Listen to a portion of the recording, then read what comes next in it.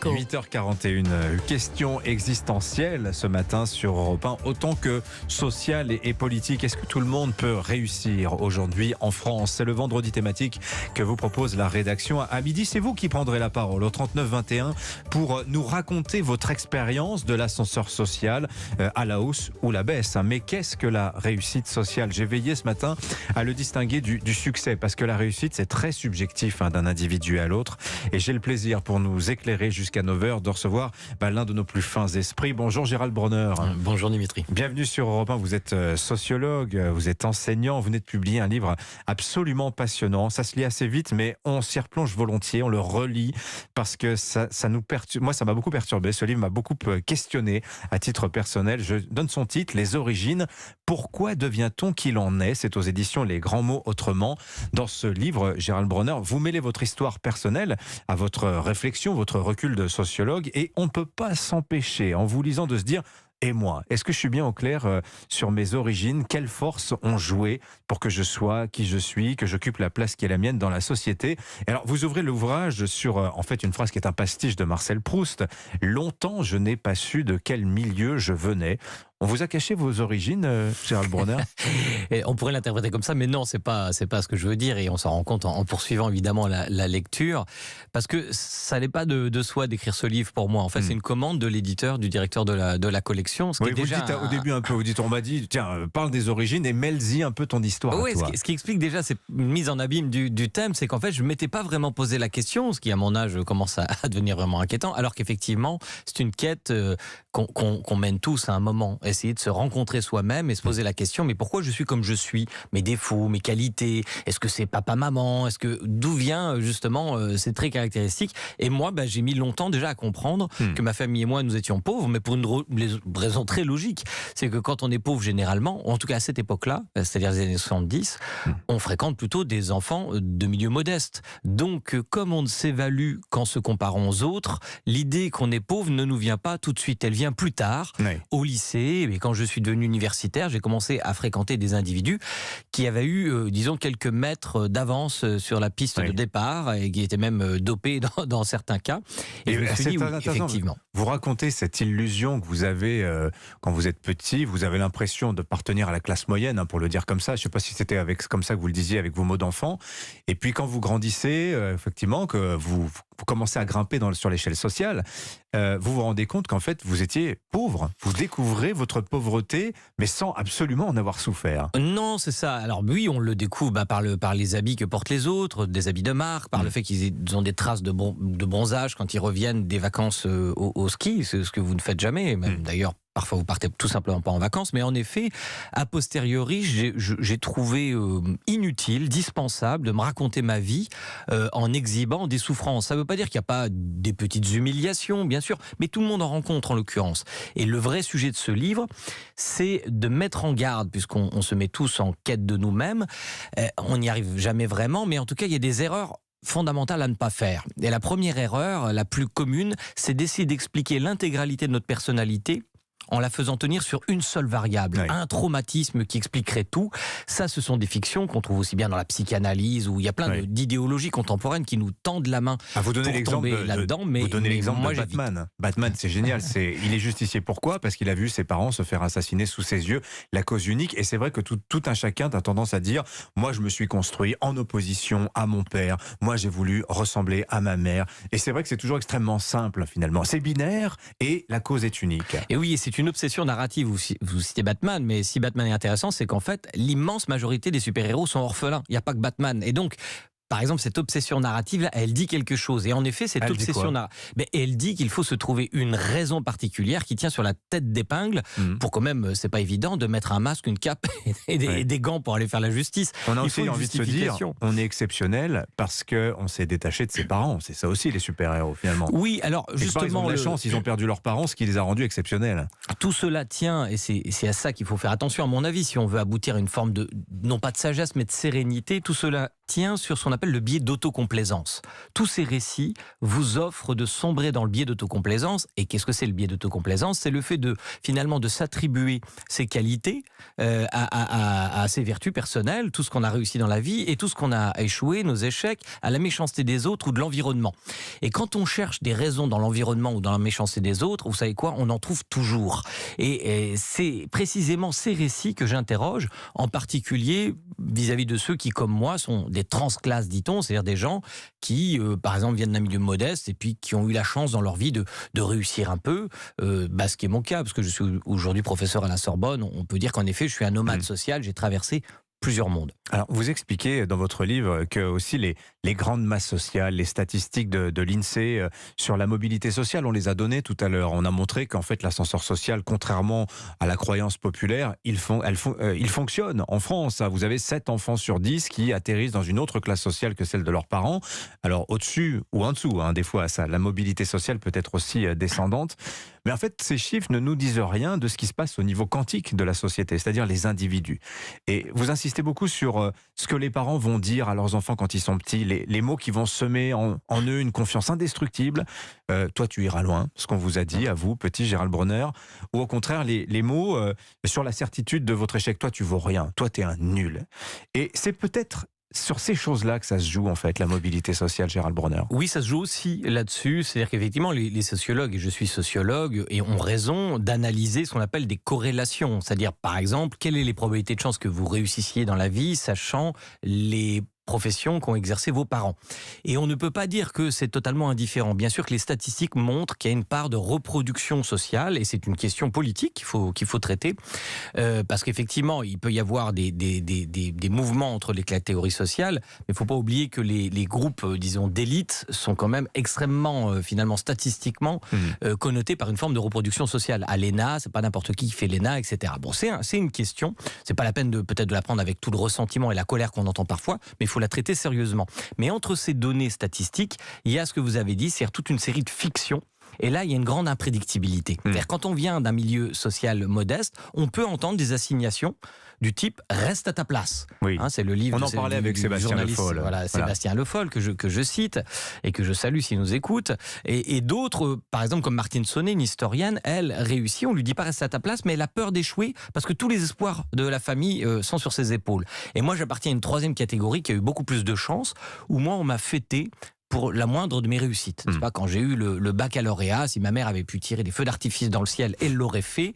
Elle a acheté une pâtisserie, c'est ce qu'elle a pu faire. Qui s'appelait comment, ce gâteau ? Le gâteau, parce que quand je lui ai dit, voilà, j'ai le baccalauréat, maman ne savait pas trop ce que nous devions faire, et alors on est sortis, parce qu'il nous semblait qu'il fallait qu'on fasse quelque chose. Et elle avait quand même une petite idée en tête, elle passait tous les jours devant une pâtisserie un peu de luxe de notre ville, Nancy, et le gâteau s'appelait un coup de soleil, je m'en souviendrai toute ma vie. Alors ce jour-là, j'ai reçu un coup de soleil, et je suis pas sûr qu'un enfant, par exemple, de chirurgien qui a le baccalauréat, reçoit un coup de soleil. Donc vous voyez, il y a des formes d'inégalité à la base, qu'on vient de dire statistiques, mais les récits, la promesse de l'aube, comme disait Romain Gary, c'est tout à fait essentiel. Oui. Les gens qu'on rencontre aussi par hasard, les bonnes fées, les mauvaises fées, et tout ça a beaucoup d'importance. Oui. Et je crois que... C'est ça, qu'en fait, les clés de vous expliquez bien que les clés de la réussite, à la fois, il y a une part de destin, de fatalité. Les choses sont un petit peu dessinées à l'avance, ça c'est vrai, mais il y a beaucoup de chaos, il y a beaucoup de hasard. Oui, c'est ce que je crois que ampute une représentation trop déterministe de la vie sociale, trop fataliste de la vie sociale, qui en plus a un autre problème, ça peut devenir une prophétie autoréalisatrice. C'est-à-dire qu'il est évident que si aux jeunes des quartiers populaires, on leur dit reste à ta place, de toute façon ça sert à rien de travailler à l'école parce que toi, pour les gens comme nous, on n'a aucune chance, etc. Ça va vite se reproduire. Je donne d'ailleurs l'exemple d'une étude anthropologique où chez les Ashanti, une population du Ghana, on donne des prénoms différents selon que les enfants naissent le lundi ou le vendredi. Et le lundi, les jeunes sont censés être beaucoup plus vertueux, n'est-ce pas ? Le prénom a des sortes de pouvoirs. Et le vendredi, au contraire, ils sont censés enfreindre la loi. Mais vous savez quoi ? Quand on regarde les statistiques, en effet, les gens qui sont nés le vendredi sont plus présents dans les tribunaux que les autres. Incroyable. Ce qui veut dire que ce type de récit peut devenir autoréalisateur et peut nous enfermer. Alors évidemment, là, c'est un récit magique, on n'y croit pas. Mais le récit, finalement, pseudo-sociologique que je viens de vous donner, qui est un récit politique, peut aussi nous enfermer. C'est pourquoi on peut critiquer la méritocratie, bien entendu. Je la critique d'ailleurs dans ce livre, il y a beaucoup de choses à en dire. Mais j'ai, par rapport à la notion de mérite, le rapport que Churchill avait à la démocratie, c'est-à-dire le pire système à l'exception de tous les autres. Gérald Bronner, vous êtes l'invité d'Europe 1 jusqu'à 9h. Je rappelle le titre de votre ouvrage, Les origines. Pourquoi devient-on qui l'on est? Alors, chose aussi très intéressante, vous insistez aussi sur quelque chose qu'on a tous tendance à faire, c'est-à-dire que le récit de nos origines, on a tendance à en faire une histoire, une fiction. Bref, on a tous un peu tendance à scénariser d'où l'on vient. On se fait des films, quoi, comme on dit communément. Parfois, c'est assez éloigné de la réalité. Ça rejoint ce que vous disiez tout à l'heure sur vos origines, où longtemps vous n'aviez pas su qui vous êtes. Et vous dites aussi, faut faire attention à ce travers qu'on a tous, le dolorisme, monnaie courante dans les récits que l'on fait de ses origines, à savoir, je vais avoir honte de mes origines populaires, par exemple, ou au contraire, fausse modestie, je vais dire, oh oui, c'est vrai, je viens d'un milieu, effectivement, on pouvait pas, c'est assez exceptionnel le parcours que j'ai eu. On a tendance à vouloir créer l'émotion auprès des autres, dans un sens ou dans l'autre, quand on raconte d'où l'on vient. Oui, c'est de bonne guerre, hein. La fiction va dans les deux sens. Et elle est à nos origines pour nous raconter ce qu'on pourrait devenir, et donc elle a un pouvoir créateur en quelque sorte, mais elle va aussi dans l'autre sens quand on se remémore, Oui. ex post en quelque sorte. C'était des fictions rétrospectives.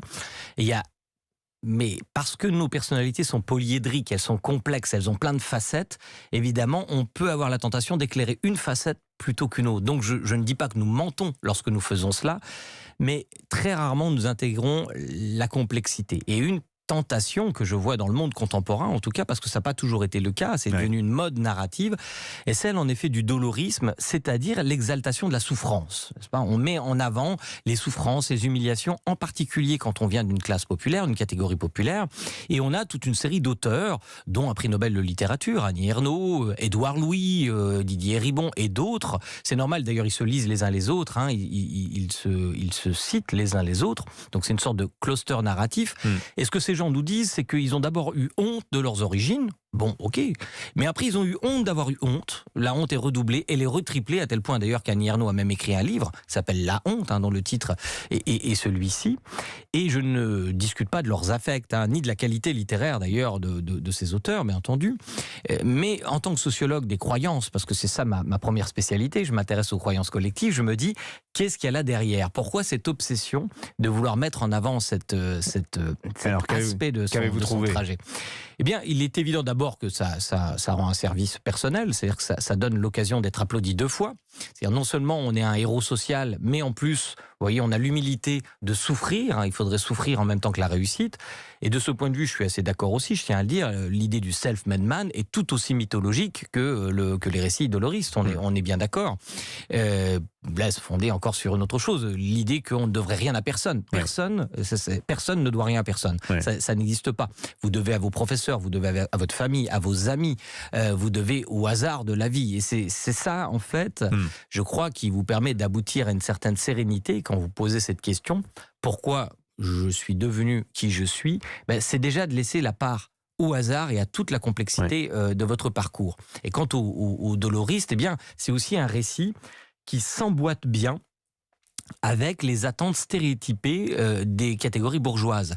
Alors ce qui me frappe, c'est que, par exemple, ces gens disent qu'ils veulent venger leur race, leur classe, hein, sont leurs mots. Ça, c'est les mots d'Annie Ernaux. Et très récemment, lors de la réception du prix Nobel, donc elle n'a pas du tout renoncé à cette lecture, si je puis dire, ex post de son parcours.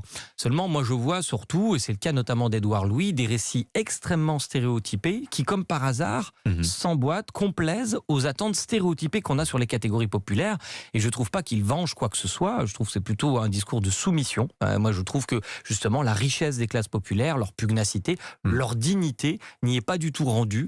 Je ne suis pas certain qu'il venge quoi que ce soit. Alors évidemment, on pose ce matin sur Europe 1 cette question tout au long de la journée. C'est notre vendredi thématique. Peut-on réussir aujourd'hui en France ?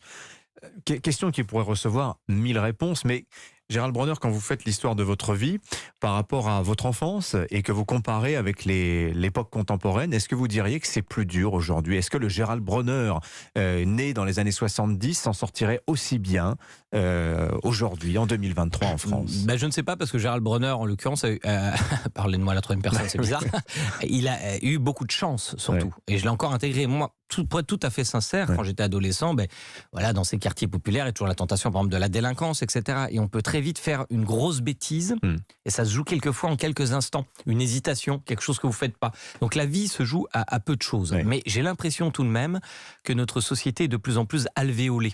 Et c'est ça, c'est-à-dire que il y a le brassage social me paraît moins important, et c'est ça le drame en fait. C'est pour ça que je suis pour la mixité sociale, parce que la mixité sociale, c'est la possibilité pour des jeunes d'avoir une concurrence, je dirais, entre plusieurs modèles de vie. Si vous avez un seul modèle de vie dans l'espace social que vous fréquentez, eh bien, il faut avoir des forces de conviction personnelle pour s'arracher qui sont hors du commun, grosso modo.